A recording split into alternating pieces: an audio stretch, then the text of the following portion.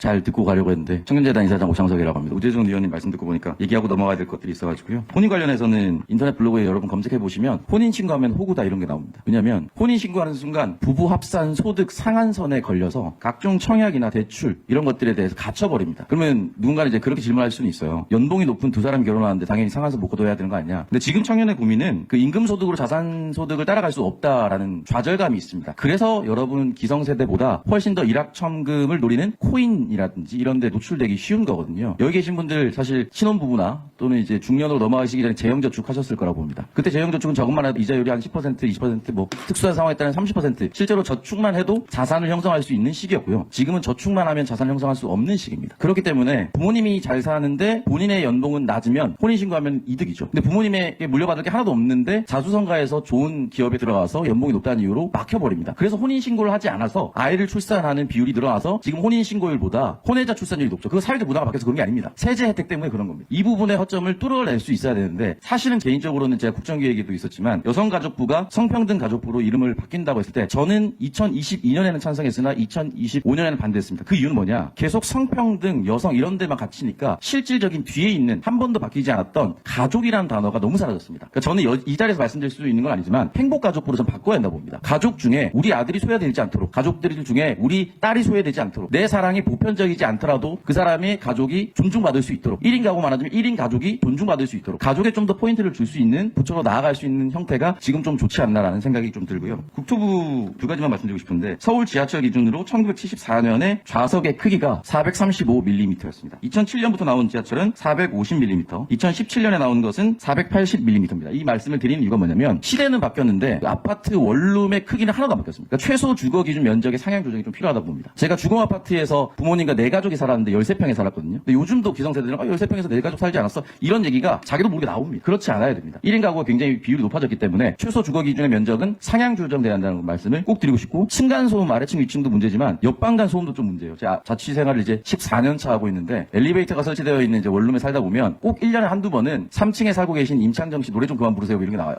그러니까 옆방간 소음이 이게 하나도 반들이 안 되는 겁니다. 그것 딱 붙으면 하루도 안 지나서 9층에 있는 김건모 씨도 노래 좀 안 불렀으면 좋겠어요. 이런 게 나와요. 그러니까 이런 층간 소음과 옆방간 소음을 좀 해결할 수 있는 품질이 좋은 주거의 공급이 좀 필요하다는 말씀을 꼭 드리고 싶습니다. 공급에만 얘기를 하다 보니까 사실은 40만 원 공급한다 해서 내일 입주할 수 있는 거 아니거든요. 그럼 지을 때 품질도 좀 고려해 주시라는 말씀 드리고 싶고, 대통령께서 처음에 이제 모두의 추천제라고 해서 장관 추천할 때 저는 개인적으로 세종시 교육감인 최교진 교육감님을 추천했습니다. 이렇게 숟가락 이렇게 하나 쓱 올려놓고 말씀을 드리는데, 교육감 재직 당시에 헌법 교육을 하신 걸로 알고 있고 장관이 되시고 나서도 헌법 교육을 강화하겠다고 말씀하셨던 걸로 기억하고 있습니다. 이 말씀을 드리는 이유가 지금 딱 그 시기인데 1월과 2월이 되면 고3 수업실은 뭐 입시 전형이 끝난 사람들은 요즘 이제 넷플릭스 봅니다. 저는 축구하러 나갔거든요. 그래서 그 시간이 저는 너무 아까운 겁니다. 아르바이트를 하러 가기 전에 노무 교육을 받고 나가는 비율은 거의 없다고 봅니다. 문제가 터지고 나서야 노무사 상담이 시작됩니다. 고3 수험생 종료 기간이 되면 그 귀중한 시간에 넷플릭스를 보고 문화를 쌓는 것도 중요하지만 1시간 정도는 할애해서 노무 교육을 받을 수 있었으면 좋겠고요. 1시간 정도는 할애해서 세무 교육을 받을 수 있었으면 좋겠습니다. 1시간 정도는 할애해서 금융 교육을 받을 수 있었으면 좋겠습니다. 이런 부분에 있어서 꾸준히 제기되어 왔었던 문제이긴 하나 그동안 각 지자체별 교육감의 반대, 학교장의 반대가 있어서 무산되어 왔다고 들었습니다. 하지만 장관님께서 교육감도 하셨고 헌법 교육도 세종시에서 하셨기 때문에 이 부분은 현 정부에서 새롭게 도전해 볼 수 있는 과제라고 저는 생각이 들어서 이 말씀을 꼭 드리고 싶습니다. 수능 종료 기간에 사회 첫 출발 교육 고3 수업실에서 시작되었으면 합니다.